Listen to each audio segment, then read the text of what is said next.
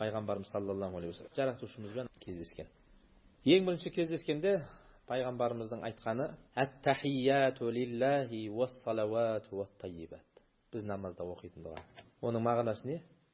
Бүкіл жақсы сәлемдер, мақтаулар жаратушымыз Алла саған тән деп айтқан ғой. Сәлем берген ғой, былайша айтқанда, Алла тағалаға. Сонда Алла тағала: «Ассаламу алейка айюхан набию ва рахматуллахи ва баракату». Алланың сәлемі, есендігі, жақсылығы саған болсын, ей пайғамбар, деп Алла тағала Мұхаммед пайғамбарымыздың сәлемін алған. Енді ассаламу алейка саған деп тұр ғой Алла тағала. Сонда Мұхаммед пайғамбарымыз енді өзінің үмметін қатты ойлайтын кісі болған ғой, тек өзі емес.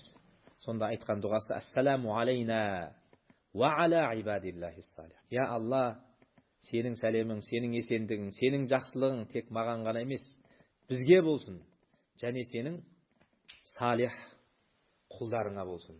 Бізге дегені өзін және үмметін айтып тұр, салих құлдар деп жаңағы періштелерді айтып тұр ғой пайғамбарымыз. Осы сөзді естіген періштелер: «Ашхаду ан ла илаха иллалла ва ашхаду анна Мухаммадан абдуху ва расулу» деп барлығы хормен айтқан екен.